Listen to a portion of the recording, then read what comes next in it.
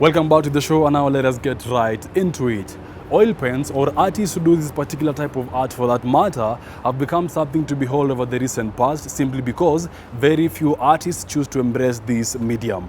But for the very few who do, well, their work speaks for itself. Check this one out. It is witnessing the creations of his uncle's artistic endeavors that perhaps sparked a burst of passion inside young Onesmus' self, who would later make a name for himself through art. I'm a visual artist majoring in figurative art, and it's something that I've done since for the past around 15 years, and I do it as a career.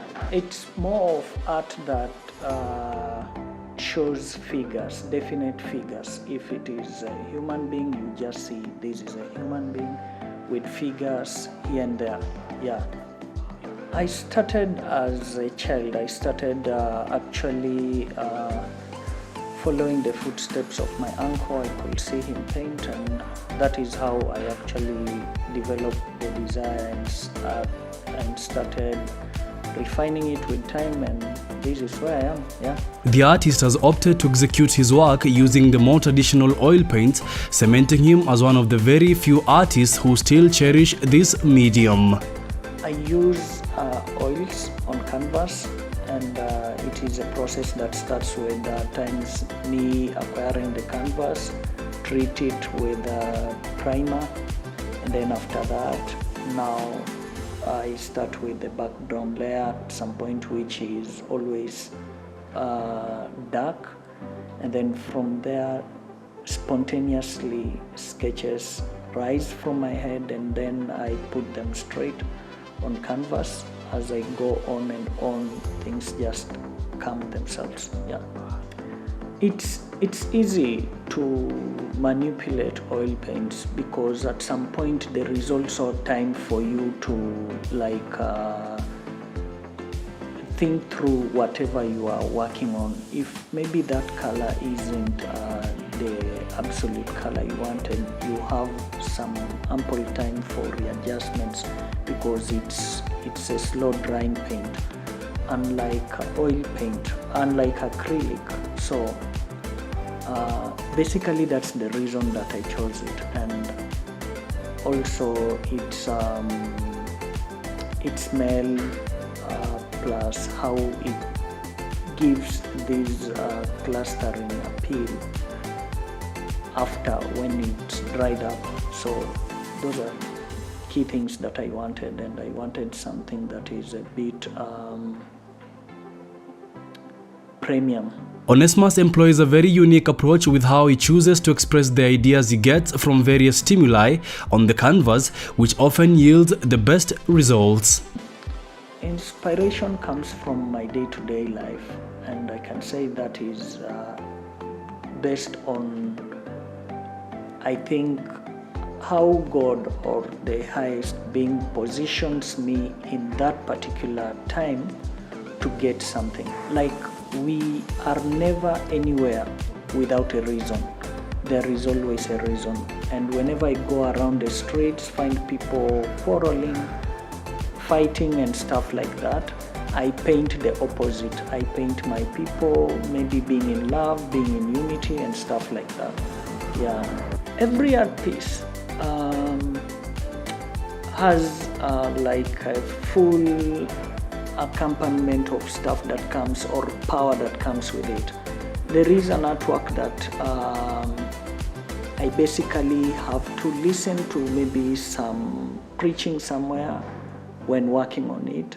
There is an artwork that I have to listen to classical music when working on it, and it is like just a connection. It is how your spirit connects with that piece in relation to whatever state of mind you are.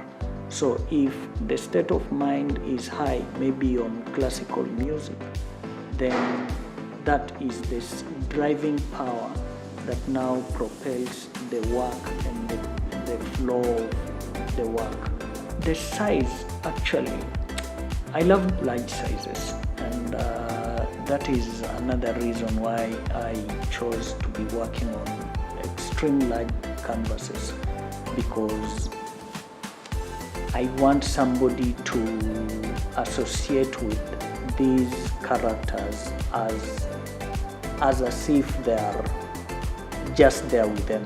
Like when somebody sees them, they are like the same size as them, so they can associate with them in a different way.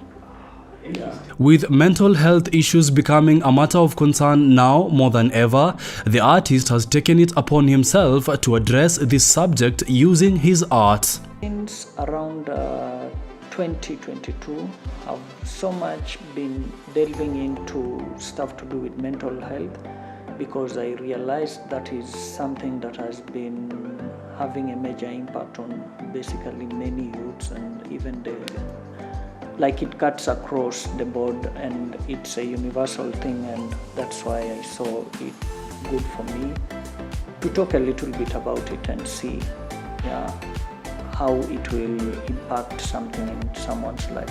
You know, there are different stages, and the work that I was doing, actually, I was trying as much as possible to try and find out how this thing is a problem.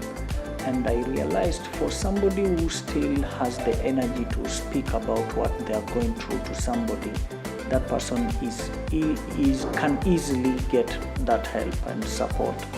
But when it gets to the point where this person has withdrawn maybe from the society or the friends or whichever cocoon that person was, it now becomes something that is more dangerous, that it has to be somebody has to notice that there is this unusual behavior from this person and reaches out to this person and try to get to know how they can help them.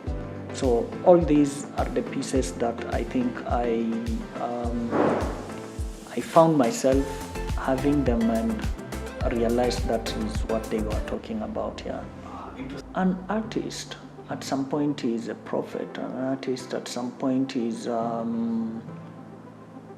just somebody, a freestyler who is at some point maybe talking about their own lifestyle, and somebody gets to buy the lifestyle that that person is living. So I find it good if an artist finds themselves a reason to do something that they feel it should impact changes in the society, like talking about things that maybe we are going through in the society. So I'm summing up all these as one: an artist should always play around being the mirror of the society. His parting shot is a call for any upcoming artists to utilize whatever resource they can access to launch their careers.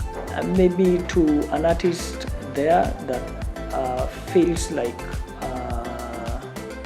they are not getting it all, let them use whatever they have in their possession and see how that can catapult them to whichever heights they wanna get to.